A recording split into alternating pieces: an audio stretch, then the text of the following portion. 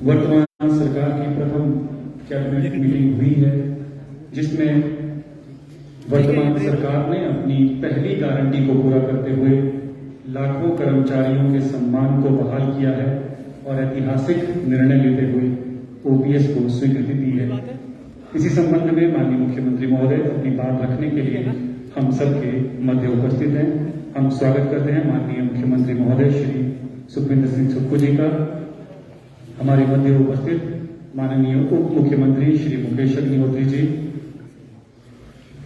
माननीय स्वास्थ्य एवं परिवार कल्याण मंत्री कर्नल हरिराम शांडिल्य जी, माननीय उद्योग मंत्री श्री हर्षवर्धन चौहान जी, माननीय राजस्व मंत्री श्री जगत सिंह नेगी जी, माननीय शिक्षा मंत्री श्री रोहित ठाकुर जी, माननीय ग्रामीण विकास एवं पंचायती राज मंत्री श्री अमित सिंह जी, उपस्थित माननीय सीपीएस महोदय, सभी माननीय विधायकगण, माननीय मुख्यमंत्री के मीडिया सलाहकार श्री नरेश चौहान जी का भी हम इस प्रेस वार्ता में स्वागत करते हैं और आप सभी पत्रकार बंधुओं का हार्दिक स्वागत है। माननीय मुख्यमंत्री जी अपनी बात रखें, उससे पहले हम अनुमति चाहेंगे एक छोटा सा वीडियो चित्र सूचना एवं जनसंपर्क विभाग ने तैयार किया है, जो ओपीएस के लिए लंबा संघर्ष हुआ है उसे चंद मिनटों में पिरोने का प्रयास सूचना एवं जनसंपर्क विभाग ने किया है। प्रस्तुत है ये चित्र।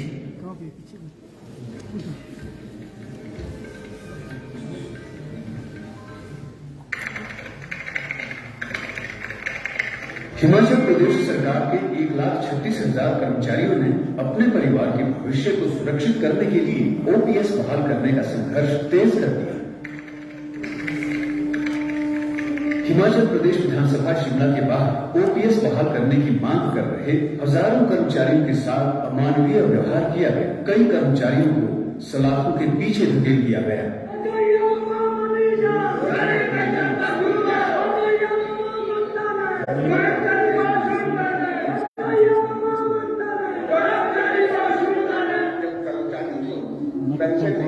विधायकों को क्या वो कर्मचारी छोड़ेगा नौकरी और लड़े लगे। इसके बावजूद कर्मचारियों का ओपीएस के लिए संघर्ष थमा नहीं। 5 नवंबर सन 2022 कांग्रेस प्रतिज्ञा पत्र में ओपीएस बहाल करने का वायदा किया गया। मैं सुखविंदर सिंह सुक्खू ईश्वर की शपथ लेता हूं कि मैं विधि द्वारा स्थापित भारत के संविधान के प्रति सच्ची श्रद्धा और निष्ठा रखूंगा। मुख्यमंत्री श्री सुखविंदर सिंह सुक्खू की अध्यक्षता में प्रदेश सचिवालय में आयोजित प्रदेश मंत्रिमंडल की पहली बैठक में ही राज्य सरकार ने कर्मचारियों के लिए ओपीएस लागू करने का निर्णय लेकर अपना वायदा पूरा किया। लोहड़ी की पावन अवसर पर मुख्यमंत्री श्री सुखविंदर सिंह सुक्खू ने कर्मचारियों को सबसे बड़ी सौगात दी। प्रदेश सरकार के इस ऐतिहासिक फैसले से कर्मचारियों की सामाजिक और आर्थिक सुरक्षा बढ़ी है और अब वे सम्मानजनक जीवन यापन कर पाएंगे। जैसा कि जब से हमारे माननीय मुख्यमंत्री श्री सुखविंदर सिंह सुक्खू जी ने पदभार ग्रहण किया है, एक के बाद एक वो इस तरह के फैसले ले रहे हैं कि हमें तो याद आती है उस नायक फिल्म की, जिसमें अनिल कपूर जी ने एक के बाद एक इस तरह के फैसले लिए थे और आज प्रदेश सच में माननीय मुख्यमंत्री सुखविंदर सिंह सुक्खू जी को एक नायक के रूप में देख रहा है। और इसी कड़ी में अगर हम कहें कि आज हो गया है वो कमाल, पुरानी पेंशन हो रही है बहाल, तो वो कमाल किया है तो सिर्फ हमारे नायक, हमारे प्रदेश के नायक माननीय सुखविंदर सिंह सुक्खू जी ने दिल से आभार।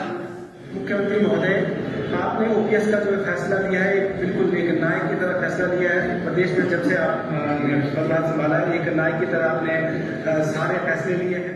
आज माननीय मुख्यमंत्री जी ने प्रदेश में पुरानी पेंशन बहाल करके एक प्रदेश के कर्मचारियों और जनता को जो तोहफा दिया है, आज सच में ही सुखविंदर सिंह सुक्खू प्रदेश में एक सच्चा नायक बनकर उभर कर आए हैं और इसके लिए प्रदेश का समस्त कर्मचारी वर्ग उनको नायक मानते हुए उनका आभार प्रकट करता है, धन्यवाद प्रकट करता है और हमेशा के लिए उनका ऋणी रहेगा। मुख्यमंत्री सुखविंदर सिंह जी, हम आपका दिल से धन्यवाद करते हैं क्योंकि आज आपने हमारे पापा को पुरानी पेंशन बहाल कर दी है। मेरे पापा जब पुरानी पेंशन की बहाली के लिए संघर्ष करने जाते थे ना, तो मुझे बिल्कुल भी अच्छा नहीं लगता था क्योंकि वो बहुत दिनों तक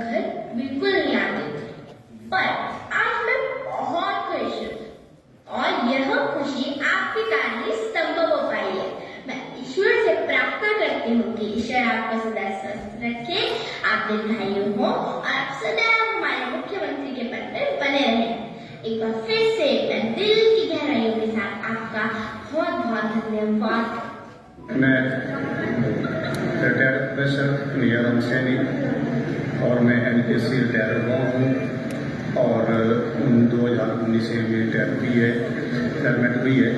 तो मुझे जो है नामांतर की पेंशन मिलती है और NPS की तरफ से जो है जो भी संघर्ष लड़ा गया उसमें मैंने जो है हिस्सा लिया है ताकि हमें जो है सामाजिक सुरक्षा जो है मिल सके।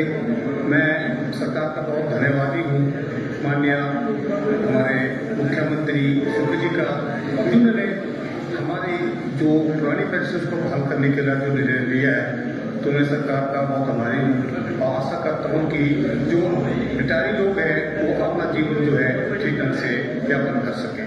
मेरा नाम सरीना शर्मा है। मैं गांव बाड़ी जीरा हमीरपुर से हूँ। मेरे पति सरकारी सेवा में कार्यरत हैं। आज माननीय मुख्यमंत्री श्री सुखविंदर सिंह सुक्खू जी ने पुरानी पेंशन योजना बहाल की है।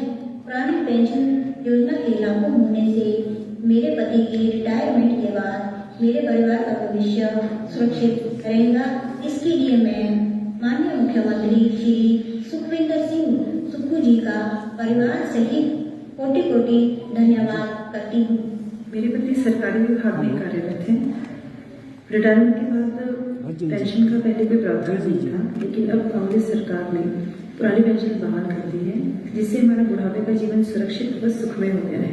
इसके लिए मैं माननीय मुख्यमंत्री श्री सुखविंदर सिंह सुक्खू जी नमस्कार, मैं शिवानी शर्मा।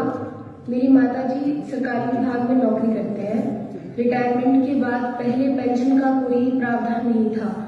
अब वर्तमान कांग्रेस सरकार ने पुरानी पेंशन बहाल कर दी है, जिससे हमारी माताजी के जीवन सुरक्षित व सुखमय हो गया है।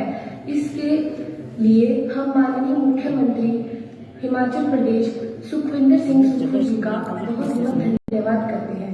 सुख की सरकार, हिमाचल सरकार।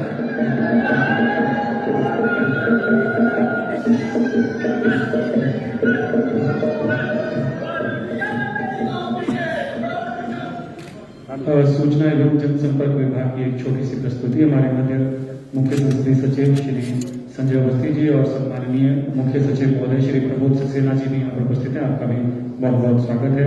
और अब हमारा विनम्र आग्रह रहेगा हमारे माननीय मुख्यमंत्री परमाननीय श्री सुखविंदर सिंह सुक्खू जी से अपनी बात रखने के लिए। माननीय मुख्यमंत्री महोदय।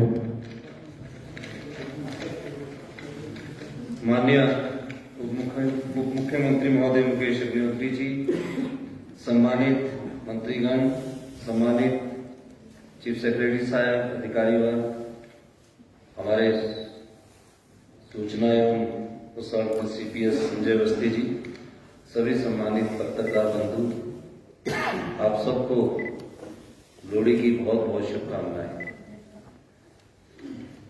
कांग्रेस ने चुनावों से पहले एक वादा हिमाचल प्रदेश के सरकारी कर्मचारी और अधिकारियों से किया और कहा था कि अगर कांग्रेस पार्टी को हिमाचल की जनता सत्ता में लाती है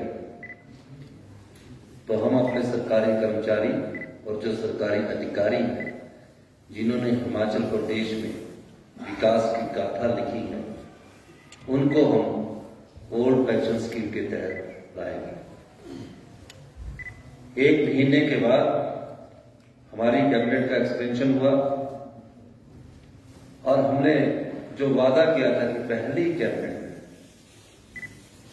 आज हमारी पहली कैबिनेट हुई जिसमें मंत्रिमंडल ने यह फैसला किया कि जितने भी सरकारी कर्मचारी और अधिकारी हैं जिन्होंने प्रदेश में विकास की नई सीमाएं लिखी हैं, नए आयाम स्थापित किए हैं, उन सबको तकरीबन 1,36,000 के करीब ये सरकारी कर्मचारी हैं जिनको ओल्ड पेंशन स्कीम का लाभ आज से मिलना शुरू हो गया। इसकी नोटिफिकेशन फाइनेंस डिपार्टमेंट आज या कल में कर देगा। और निश्चित तौर पर हम कह सकते हैं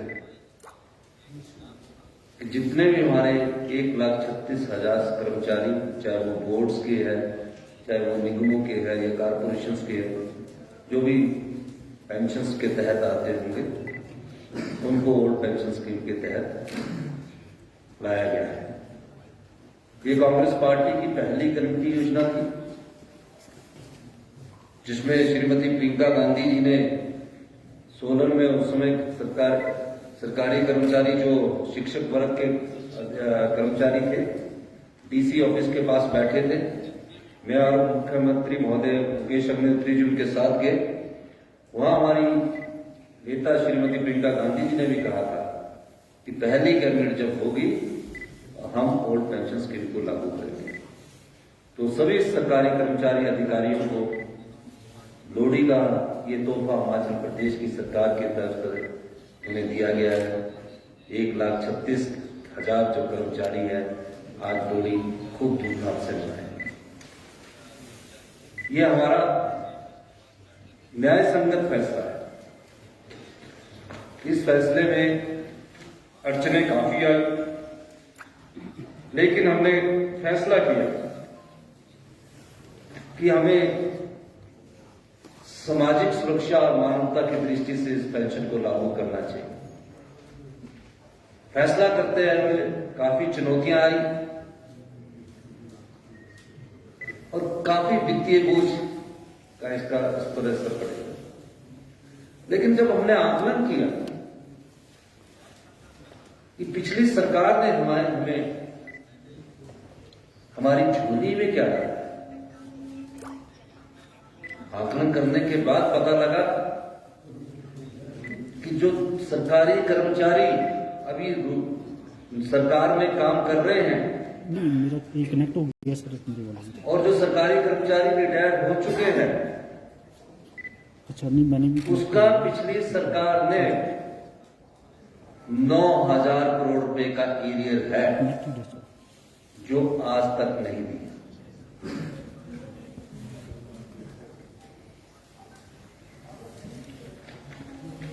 उसका एग्जैक्ट फिगर मैं आपको बताना चाहता हूं।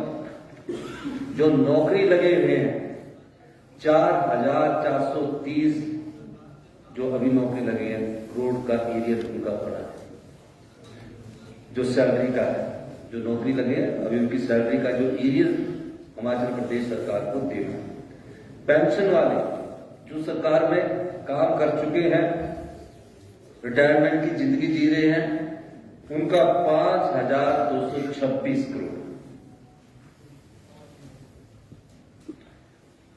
और जो अभी 6 पे कमीशन लागू हुआ उसका डीए तकरीबन 1,000 करोड़। तो पिछली भारतीय जनता पार्टी की सरकार हमारी झोली में 11,000 करोड़ की अदायगी जो हमने अपने सरकारी कर्मचारियों को करनी है वो डाल कर गई। ये कैसी व्यवस्था थी कि सरकारी कर्मचारियों के एरियर को भी नहीं दिया गया, जो पेंशनर थे उनके एरियर को भी नहीं दिया गया, और किस प्रकार से गवर्नेंस करते रहे और किस प्रकार का प्रशासन चलाते थे। बड़ा दुख होता है कि आपने 6 पे कमीशन तो लागू कर दिया, वो भी अंतिम साल में जब जाने वाले थे, और 1,000 करोड़ का डीए का एरियर हम पर छोड़ दिया। यही नहीं, 900 के करीब संस्थान खोल दिए गए। अगर इन संस्थानों का खर्चा जोड़ दिया जाए, ये संस्थान कैसे खुले? 380 के करीब primary, middle, senior secondary school खोल दिए गए, 23 के करीब कॉलेज खोल दिए गए, एक लेक्चरर जो डेपुटेशन पर दूसरे कॉलेज से लाया गया उसके सारे कॉलेज खोल दिए गए। और कोई एक कॉलेज की घटना नहीं है ये। 80%, 90% कॉलेजों में एक टीचर के अनुसार कॉलेज खोल दिए गए, इलेक्ट्रिकल डिवीजन खोल दिए गए, आईपीएच के डिवीजन खोल दिए गए। और ये कब खोले? अगर अपने सरकार के प्रथम वर्ष में खोलते अच्छी बात होती, द्वितीय वर्ष में खोलते और अच्छी बात होती, तृतीय वर्ष में खोलते थोड़ा और अच्छा होता, चौथे वर्ष में खोलते थोड़ा कम अच्छा होता। 4.5 साल तक वो प्रदेश के मुख्यमंत्री रहे। 6 महीने में ऐसी देवीय शक्ति आ गई जिसे चुनावी देवीय शक्ति कहते हैं। उसका उन्होंने सोचा कि चुनाव के माध्यम से 900 संस्थान खोलकर मैं इसका फायदा उठाऊंगा। ऐसा काम ना तो प्रथम मुख्यमंत्री यशवंत सिंह परमार जी थे, डॉक्टर रामनाथ जी थे, वीरभद्र सिंह जी थे, शांता कुमार जी थे, धूमा जी भी थे। 75 साल तक वो संस्थानों को मजबूत करते थे। लेकिन यहाँ 4.5 साल तक तो जयराम जी भी संस्थानों को मजबूत करते रहे। 6 महीने में ऐसी देवीय शक्ति है कि 900 संस्थान खोल दिए। अगर हम उसका खर्चा निकालें, अगर हम ये सोचें कि हम ये सारे संस्थान चलाने हैं, तो ये 5,000 करोड़ की लायबिलिटी और जोड़ दीजिए, 16,000 करोड़ रुपया इस पर खर्चा आता है। हमने कहा जहां जरूरत होगी नीड बेस हम संस्थान जो है उनको खोलेंगे। 11,000 करोड़ का तो देना ही है। ये 5,000 करोड़ तो उन संस्थानों को चलाने के लिए आना था जहां हमें कड़ा फैसला लेना पड़ा, और हमने फैसला कड़ा लिया, जिसमें हमारे उप मुख्यमंत्री मुकेश अग्निहोत्री जी, हम कैबिनेट और सभी विधायकों ने विधायक दल की बैठक में फैसला लिया कि हमारे क्षेत्र में कई जगह ऐसे है कि जो हमारा पुराना संस्थान था वो भी खराब हो गया, 2 आदमी वहां से शिफ्ट कर दिए और नया संस्थान भी नहीं चला, पुराना भी नहीं चला। इन सब समस्याओं के बावजूद हमने फिर भी अपना वादा पूरा करने का चर्चाएं हुई, 3-4 बार मीटिंग हुई, अधिकारियों के साथ बैठक हुई। सबसे बातचीत करने के बाद फिर हम कर्जे पर आए कि डबल इंजन की सरकार थी, कुछ मिला होगा। जब कर्जा पता लगा तो 75,000 करोड़ का कर्जा हिमाचल प्रदेश की जनता पर चढ़ा हुआ है। ये कैसे सरकार चला रहे थे? कैसा इनका मंत्रिमंडल था?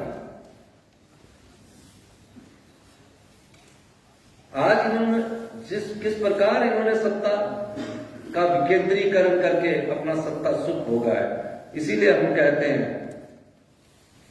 कि हम सत्ता के लिए नहीं आए, हम व्यवस्था परिवर्तन करने के लिए आए। 75,000 और 11,000 करोड़ का ये कर जोड़ लीजिए, 86,000 करोड़ रुपया, जिसमें 11,000 करोड़ हमको देना ही नहीं है।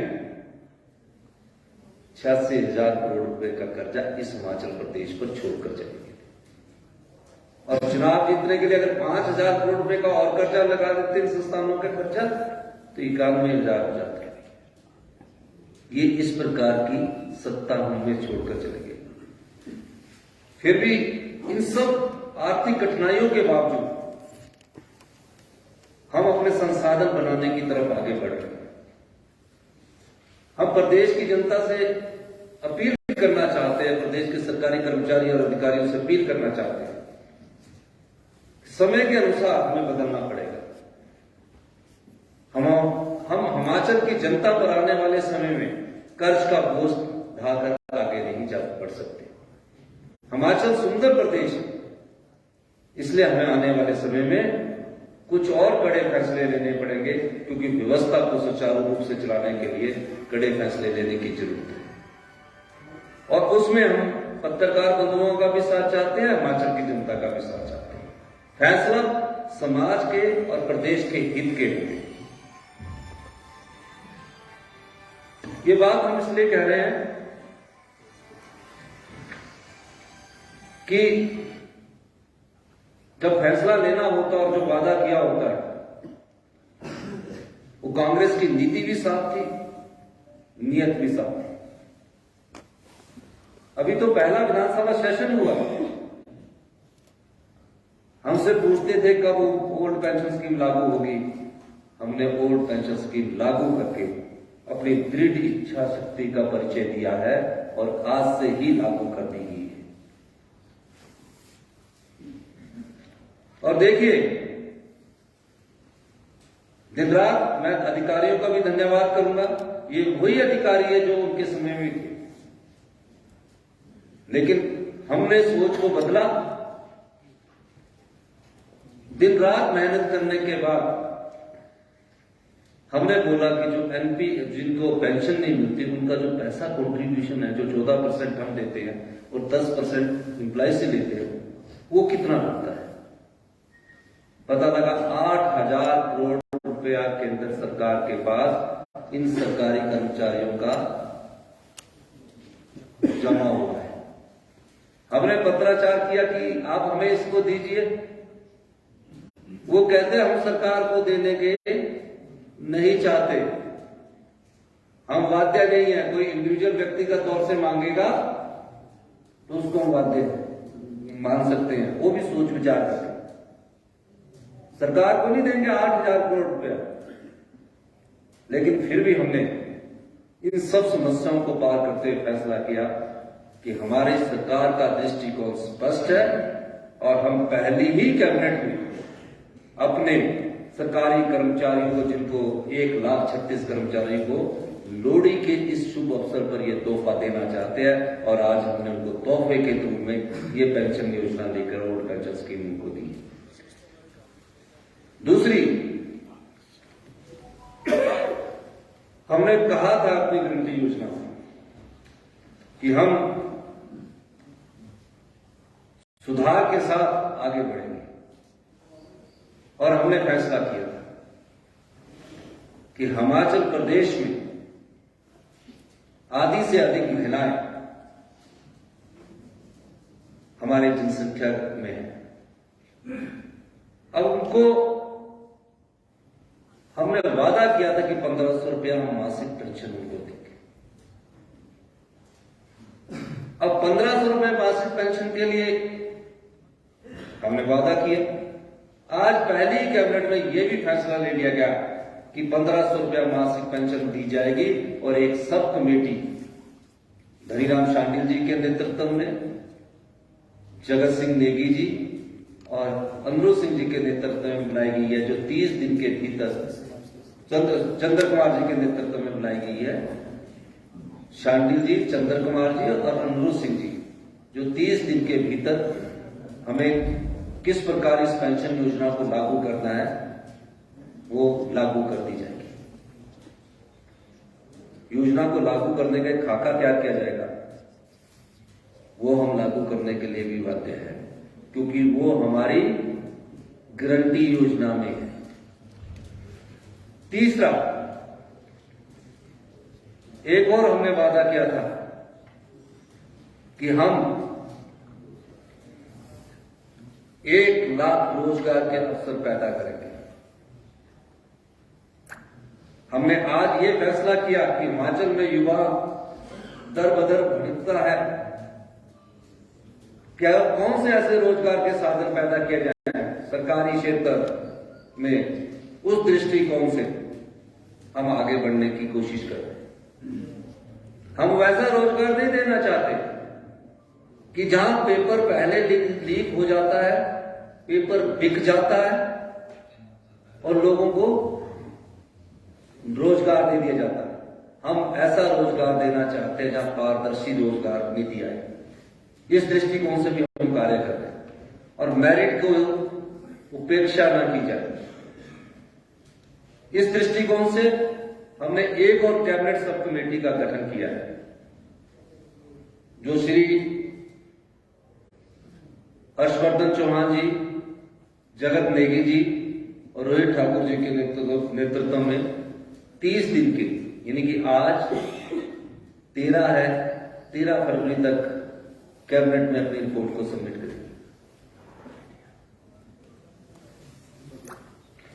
दोनों ही कमेटी हम वचनबद्ध है अपनी 10 योजनाओं को लागू करने के लिए, हम वचनबद्ध है अपने प्रतिज्ञा पत्र को लागू करने के लिए, पर ये कोई एक साल में नहीं लागू होनी है, ये पूरे 5 साल में लागू होनी है, लेकिन 3 1 साल के भीतर लागू होगी।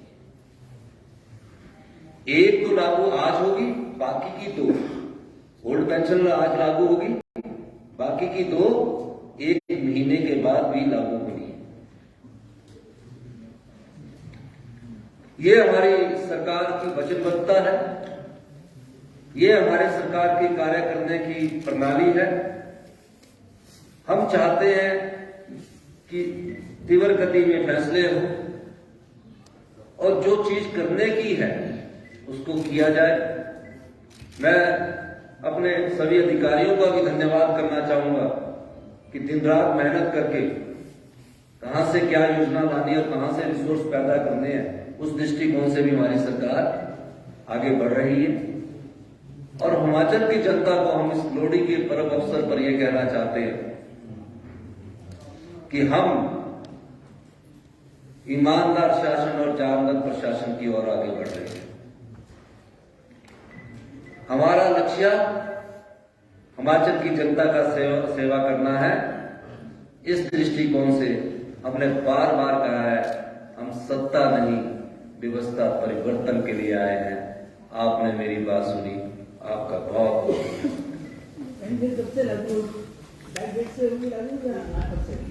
वो तो जो भी ओल्ड पेंशन स्कीम को मानेगा उसको लागू कर दिया जाए 2020 से जब से भी।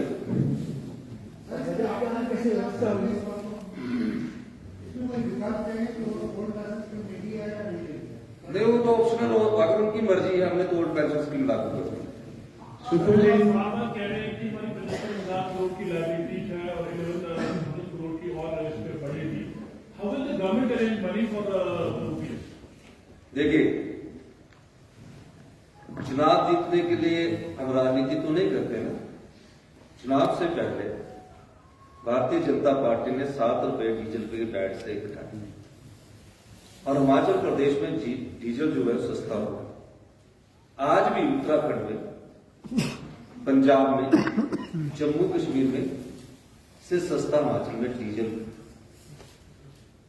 उपलब्ध है। सस्ता आज भी हमने 3 रुपए, 7 रुपए में से 3 रुपए बढ़ाए।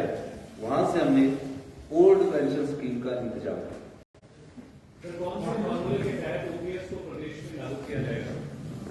जो पुराना ओल्ड पेंशन स्कीम नाम दिया, ओल्ड पेंशन स्कीम फार्मूले के तहत ही लागू किया। कुछ बोर्ड और कुछ कॉर्पोरेशन ऐसे हैं जिनमें पेंशन है और वो उन्हें से डिमांड कर रहे हैं, तो सुप्रीम कोर्ट का चाहिए। ऐसे बोर्ड और कॉर्पोरेशन जब आएंगे तब उनके साथ बातचीत करके कर लेंगे।